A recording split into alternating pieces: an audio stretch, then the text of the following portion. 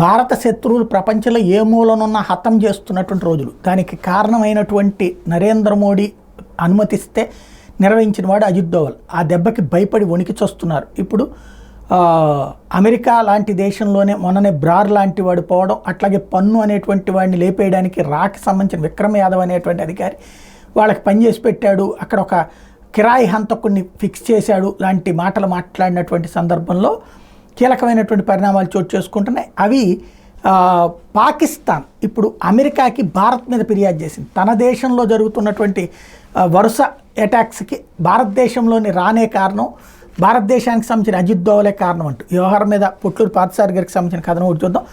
ఆహా, శత్రువు ఆర్తనాదాలు బహు వినసొంపుగా ఉన్నాయి, దయచేసి జోక్యం చేసుకుని మాకు సాయం చేయండి. అంతర్జాతీయ సమాజాన్ని వేడుకున్న పాకిస్తాన్ విదేశాంగ శాఖ భారత్ మా దేశంలోకి చొరబడి హత్యలు చేస్తుంది, గుర్తు తెలియని వ్యక్తులు హత్యలు చేస్తున్నారు, ఈ హత్యాకాండ ఇలానే కొనసాగితే మా దేశంలో ప్రముఖ వ్యక్తులంటూ ఎవరు మిగలరు. ఇలా దీనంగా అంతర్జాతీయ సమాజాన్ని వేడుకుంది పాకిస్తాన్ విదేశాంగ శాఖ. ఇంతకీ ఎవరా ప్రముఖులు? ఉగ్ర సంస్థ నాయకుల, డ్రగ్స్, ఆయుధాలు అక్రమ రవాణా చేసే దావూద్ ఇబ్రహీం, రక్షణ శాఖ మంత్రి రాజ్నాథ్ సింగ్ బహిరంగానే ప్రకటించారు ఈ విషయం మీద. కాబట్టి పాకిస్తాన్లో రా ఆపరేషన్స్ గురించి స్వేచ్ఛగా చెప్పుకోవచ్చు ఇక మీదట. ఇంతకీ పాక్ విదేశాంగ శాఖ అభ్యర్థన ఎవరిని ఉద్దేశించి చేసింది?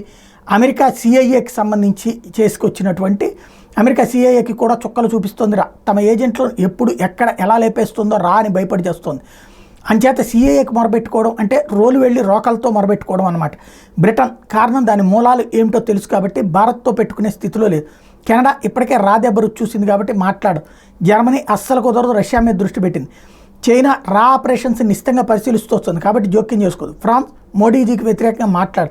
ఇక అంతర్జాతీయ సమాజంలో ఎవరున్నారు? అజిత్ దోవల్ గారు 2029 వరకు ఎన్ఎస్ఏ చీఫ్గా కొనసాగుతారు కాబట్టి అజ్ఞాత వ్యక్తులు స్వేచ్ఛగా పాకిస్తాన్లో తిరుగుతూనే ఉంటారు. జాగ్రత్తగా ఉండాల్సింది పాక్లోని ప్రముఖులే. కాంగ్రెస్ పార్టీ అధికారంలోకి రావాలని పాకిస్తాన్ కోరుకోవడంలో తప్పేమీ లేదు.